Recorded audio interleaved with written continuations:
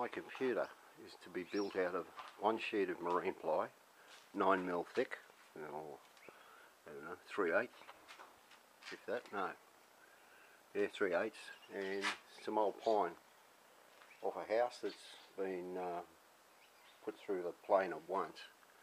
Haven't sanded it, I just wanted it as rough as guts. Now obviously it was going to be a very light colour, so I had to stain it, and I wanted a dark mahogany, but not totally dark. I wanted to give it a little bit of life.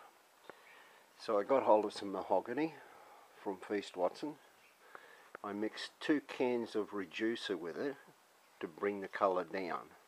The reason being is, that's mahogany straight. Now if you watch, as I go up, there's the colour I got.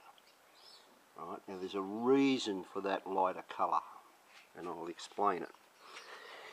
If I put that on straight, wherever I put it, it would stain the timber, and it would be very hard to get it to rub out. Those 2 cans of reducer reduce the colour, and they also make it last longer, in the sense of when you're rubbing it on, it will spread out better because it's a lot thinner and it just works better.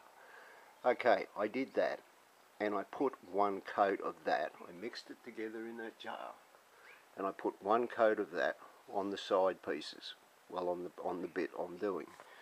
Then I mixed up shellac, which is basically a bottle that has half full of shellac flakes, and then I fill it to the top with metho. You mix the whole lot up, and you can see, even though that was filled, not all of it, about half full, actually dissolved. What's in that top bit is good shellac for French polishing. I then took one of these empty cans, filled it with shellac, run it through all 3 cans, so I got as much of what was left in those cans as possible, and mixed that with the brew.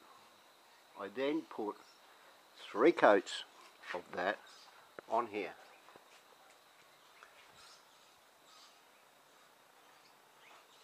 Okay, that's the piece of timber that will go on the side of the computer, and that will show you the amount of work I want to put into the computer, because it's going to last me the rest of my life.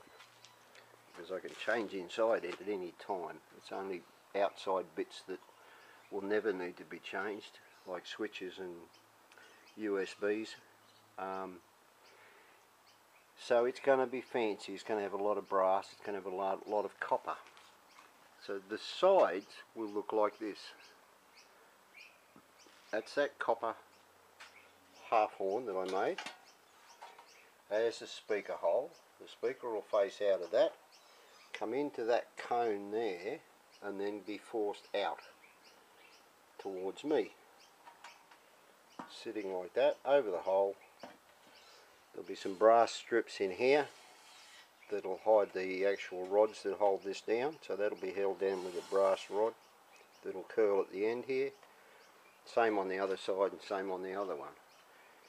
That is what I'm doing, and that is how I did it.